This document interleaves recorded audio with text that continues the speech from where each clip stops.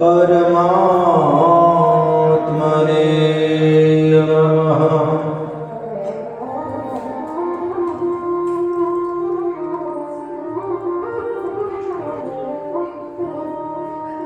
स्वस्ति गुरुचरण कमलेभ्यो नमः।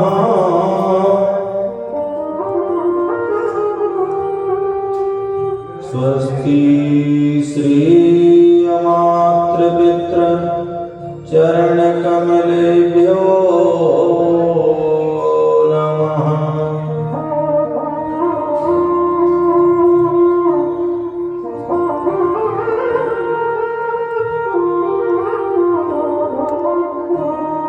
सच्चिदानंद रूपाय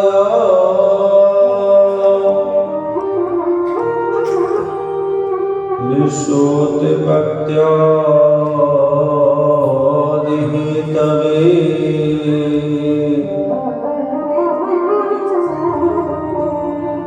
तापत्रय विनाशाय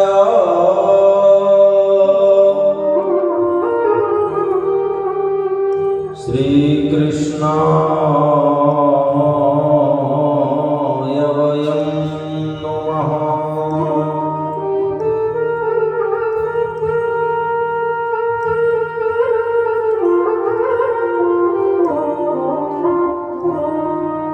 कृष्णाय वासुदेवाय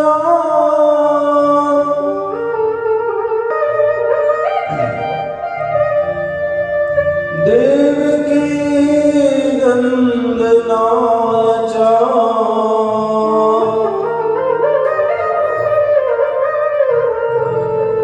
नंदगोपकुमाराय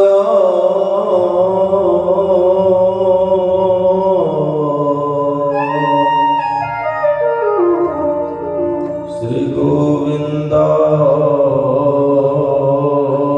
नमो नमः।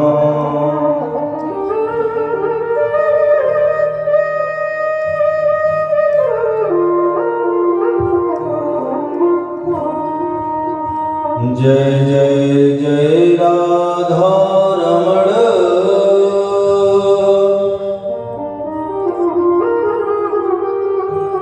जय जय नवल किशोर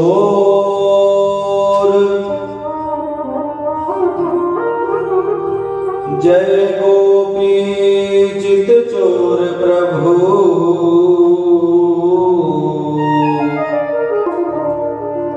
जय जय माखन चोर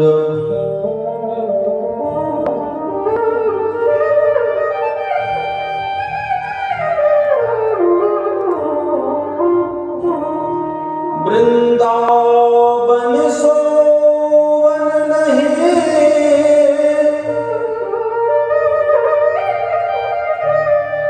नंदगाम सोगाम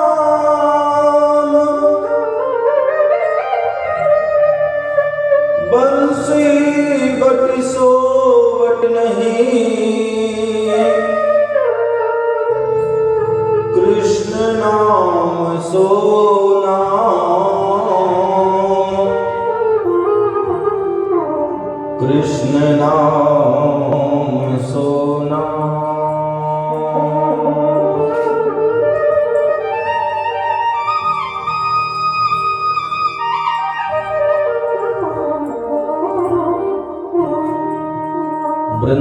वृंदावन के वृक्ष को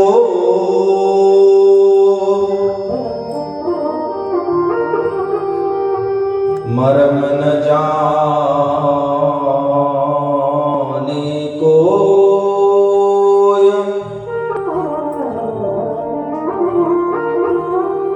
डाल डाल और पात पात पर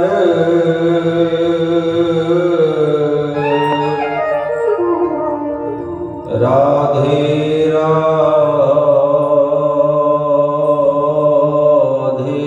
हो।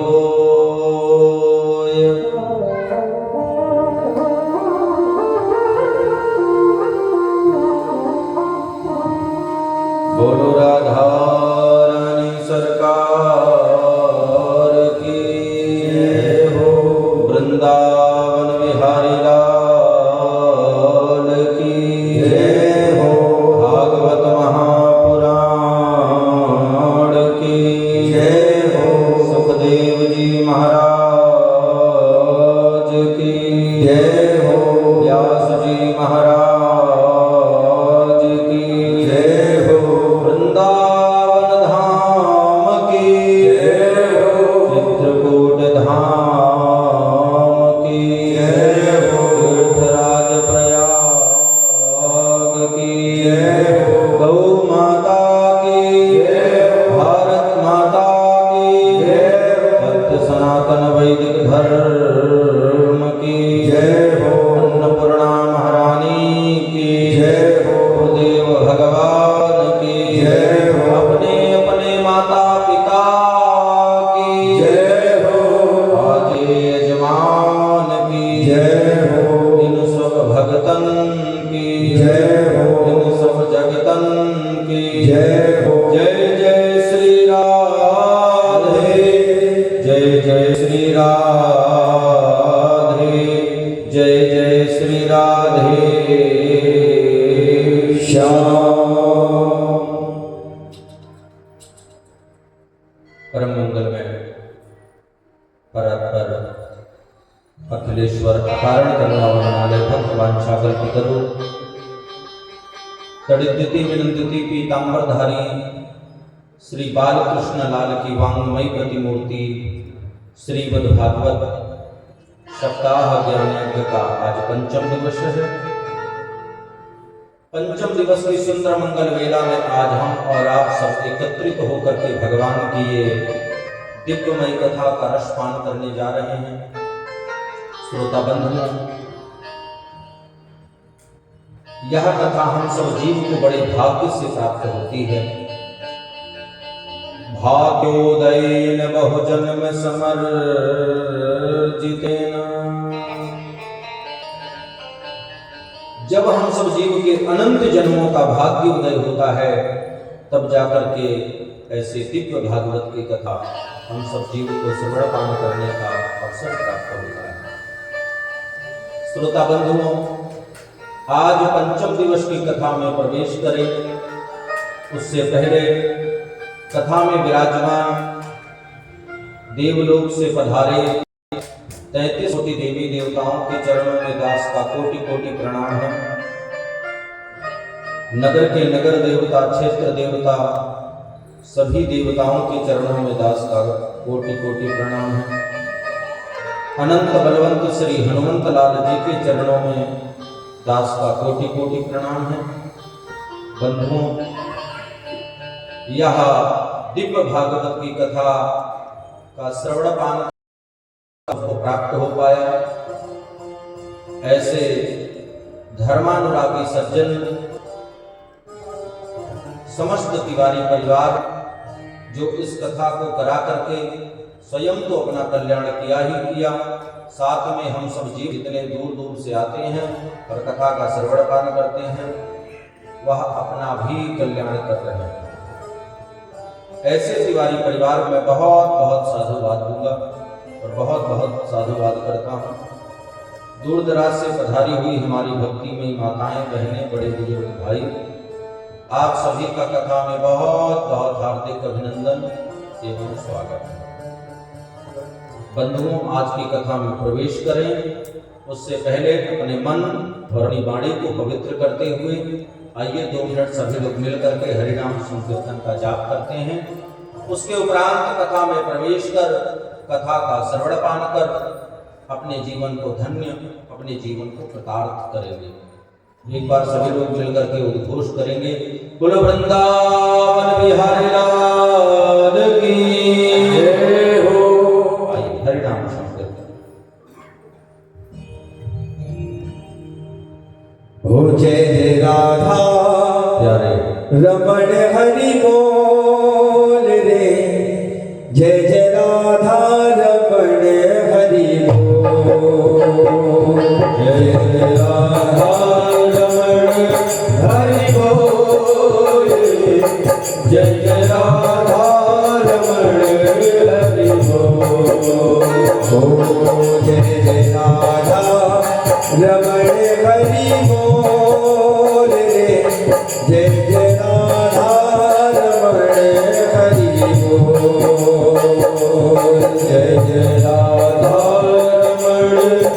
हरि बोल जय जय राधा रमण हरि बोल हरि बोल हरि बोल हरि हरि बोल हरि बोल हरि बोल हरि हरि बोल हरि बोल हरि बोल हरि हरि बोल हरि बोल हरि बोल हरि हरि बोल जय जय राधा जय जय राधा जय जय राधा रमण हरि बोल रे जय जय राधा रमण हरि बोल जय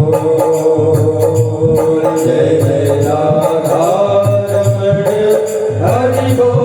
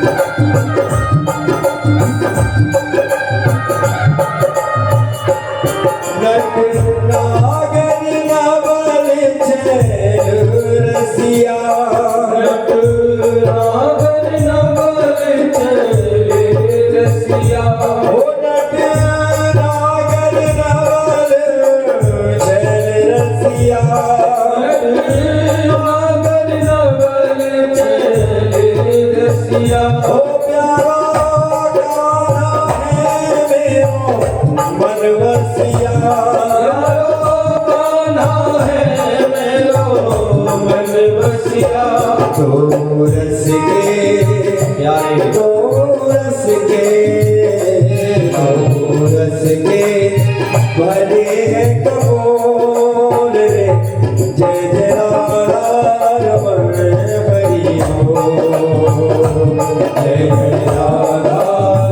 हरि बोल जय जय राधा रमण हरि बोल हरि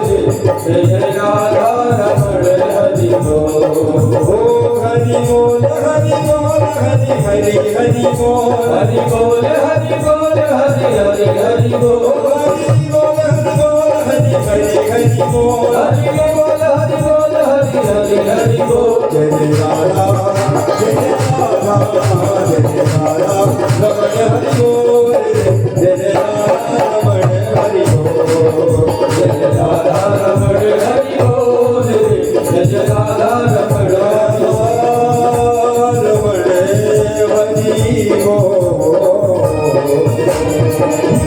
बोलो राधा रमण लाल की जय हो, वृंदावन बिहारी लाल की जय हो, जय जय श्री राधे श्याम। सिया राम मैं सब जग जानी, करहु प्रणाम जोरि जुग पान। जा पर कृपा राम की होई, ता पर कृपा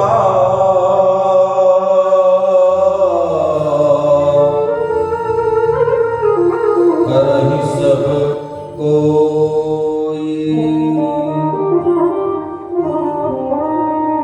प्रेम से बोलिए राधे राधे। श्रोता बंधुओं, कल हम लोग भगवान के जन्म की कथा श्रवण पान कर रहे थे कि भगवान का जन्म कंस के कारागार मथुरा में हुआ, देवकी और वसुदेव के समक्ष। भगवान देवकी और वसुदेव के समक्ष एक ज्योति रूप में प्रकट हुए। ज्योति रूप में प्रकट होकर देवकी और वसुदेव को दिव्य अपना दर्शन दिया।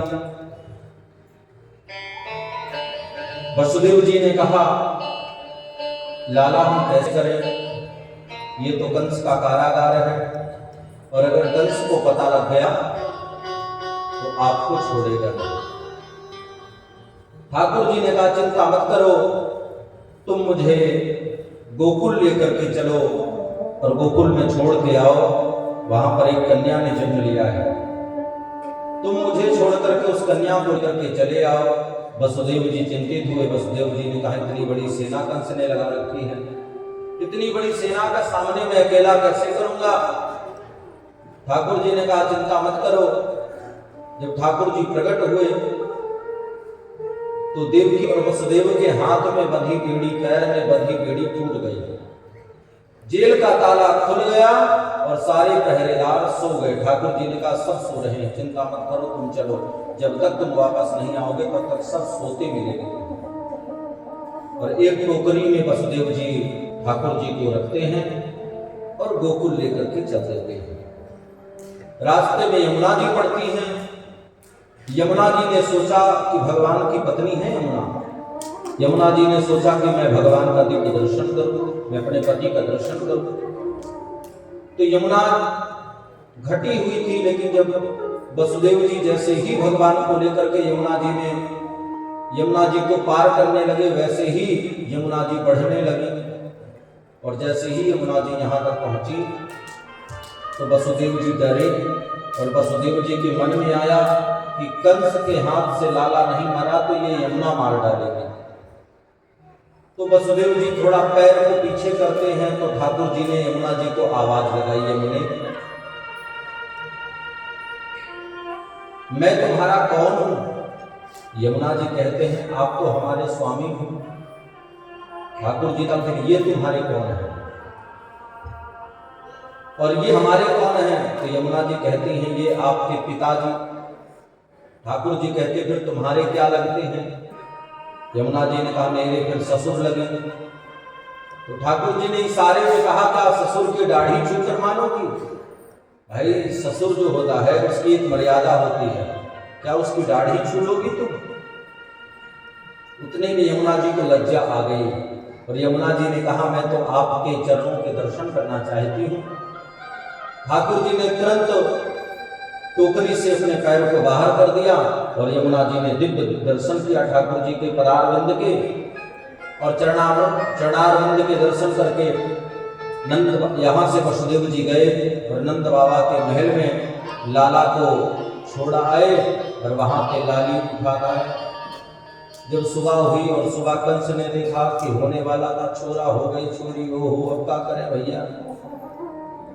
कंस ने तुरंत उस योग माया उस कन्या को उठाया और उस कन्या को उठा करके जैसे ही हाथ पकड़ करके जमीन में पटकना चाहा और पटक करके मारना चाहा, वैसे ही कंस के हाथ से वो कन्या छूट गई और छूट करके वह कन्या आकाश में उड़ गई और आकाश में उड़ करके उस कन्या ने आकाशवाणी की, हे कंस तू मुझे क्या मारता है, तुझे मारने वाला तो ब्रजमंडल में पैदा हो चुका है। कंस ने कहा, हे देवी तुम बताती जाओ मुझे मारने वाला कौन है, कहाँ है, किसके घर में है। उस योग माया ने कहा, हे राजा कंस इसका पता तू खुद लगा ले, मैं क्यों बताऊं। और इतना कह करके वह योग माया प्रयागराज के आगे मिर्जापुर जिले में विंध्यवासिनी पर्वत पर जाकर के विराजमान हो गई, जो आज पूरे जगत में विंध्याचल के नाम से जानी जाती है, अष्टभुजा के नाम से जानी जाती है। विंध्यवासिनी का थोड़ा मैं आपको विस्तार से बताना चाहूंगा कि विंध्यवासिनी कोई शक्तिपीठ नहीं है। विंध्यवासिनी जहां जहां मां के अंग गिरे हैं वो शक्तिपीठ है, लेकिन विंध्यवासिनी कोई शक्तिपीठ नहीं है। विंध्यवासिनी पूरा मां का शरीर है। अगर देखा जाए तो विंध्यवासिनी जो मां है वो सब देवियों में सबसे श्रेष्ठ है, सबसे पावरफुल है। वो पूरा शरीर है। और जितने शक्तिपीठ हैं, जहां जहां आप लोग जाते होंगे तो वहां पर जैसे मनसा देवी यहाँ पर है तो माँ का मन टिका तो मनसा देवी हो गई। तो इस प्रकार से बंधुओं यहाँ पर जहां विंध्याचल की बात है, विंध्याचल माँ का पूरा शरीर है। वहां पर माँ का कोई अंग नहीं गिरा, अपितु माँ का पूरा शरीर है, इसलिए वो श्रेष्ठ देवी है। कोई विंध्याचल गया है इसमें से? हाँ, अच्छा, पीछे एक बहन जी गए हैं, 2 लोग गए हैं। तो विंध्याचल आप लोग गए हैं तो उनके दर्शन करने मात्र से सारे शक्तिपीठों का दर्शन हो जाता है। श्रोता बंधुओं, इधर नंद बाबा की 2 बहनें नंदा और सुनंदा 6 महीने पहले से आकर के रुकी हुई हैं।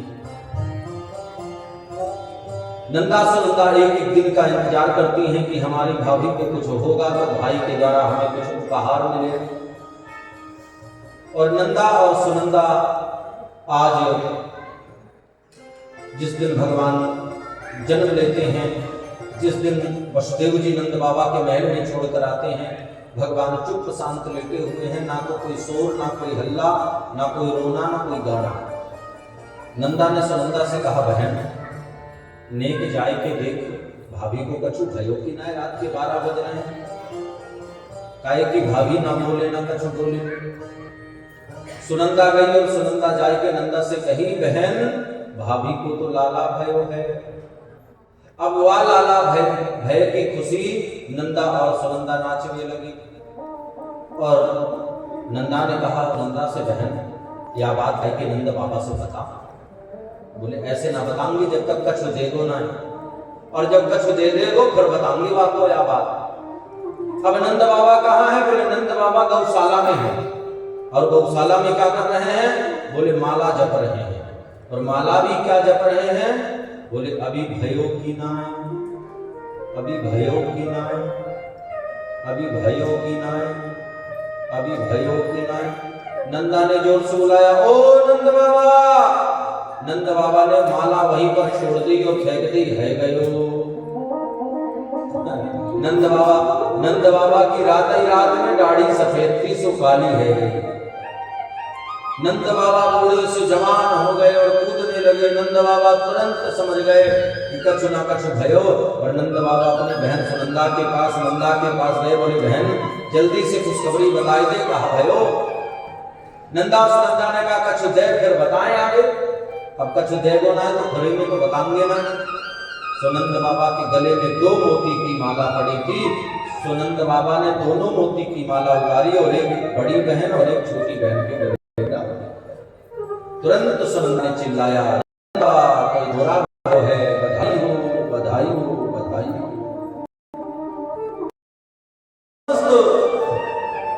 आज बधाई के गीत गा रहे हैं, सबको बांटा रहे हैं, बधाइयां उड़ाई जा रही हैं और सब आनंद में गीत गा रहे हैं, सब आनंद बधाई गा रहे हैं। बंधुओं, नंद बाबा के मन में इतनी प्रसन्नता कि नंद बाबा पूरा आनंद से हैं। और नंद बाबा के घर में माखन को चहटा हुआ है भैया, और उसी माखन के चहटे में सभी ब्रजवासी गिर पड़ रहे हैं। और नंद बाबा ब्राह्मणों को बुलाया और ब्राह्मणों को बुला करके गौ दान किया, अन्न दान किया, धन दान किया। और नंद बाबा जितना बांट रहे हैं उतना घट नहीं रहा है, अपितु उतना बढ़ रहा है।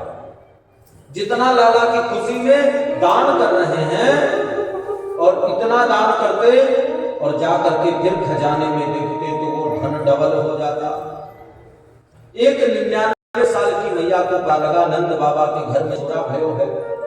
सो 99 साल की मैया के मन में बड़ी प्रसन्नता। 99 साल की मैया ने सोची कि हम भी चले और चल करके नंद बाबा को बधाई देना है। सो 99 साल की मैया अपने शादी के समय को लहंगा निकालो और शादी के समय को लहंगा निकाल के अद्भुत अपना श्रृंगार कियो और श्रृंगार करने लगी। और श्रृंगार करके जैसे ही नंद भवन में पहुंचे तो ब्रजवासी सबरे मुदाब के हंसने लगे। जो ब्रजवासी देखो सो ब्रजवासी मुदाब के मैया को हंसे। मैया गुस्सा है गई। मैया ने कहा है दारी के तुम काहे देख के हमें हंस रहे हो। सभी ब्रजवासी ने कहे कि मैया को देखो या के आंखन से दिखे ना है। होठन पे लगावे वाली चीज यानी आंखन पे लगाई गई और आंखन पे लगावे वाली चीज यानी होठन पे लगाई गई। तो अच्छा मैया को आंखन से दिखे ना कानन से सुने ना। और मैया ने उस 99 साल की बूढ़ी मैया ने भी जाकर के नंद बाबा को बधाइयां दी। बधाई हो नंद बाबा। आइए नंद उत्सव में थोड़ा सा हम लोग सम्मिलित होते हैं, उसके बाद कथा को आगे लेकर के चलते हैं। नंद लाला प्रकट भई आज बिरज में लड़ुआ बटे। नंद लाला प्रकट भई आज बिरज में लड़ुआ बटे। ओ लड़ुआ बटे बीबी पेड़ा बटे। लड़ुआ बटे नूनी पेड़ा बटे। ओ लड़ुआ बटे दीदी पेड़ा बटे। लड़ुआ बटे दीदी पेड़ा बटे। लाला देखो लाला प्रकट भई आज बिरज में लड़ुआ बटे।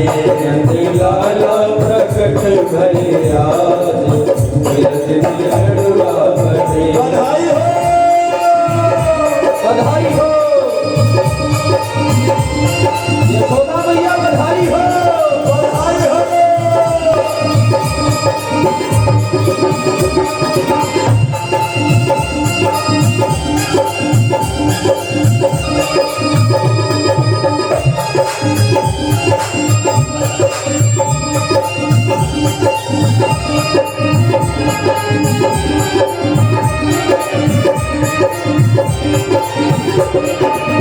केसर कस्तूरी से घर दो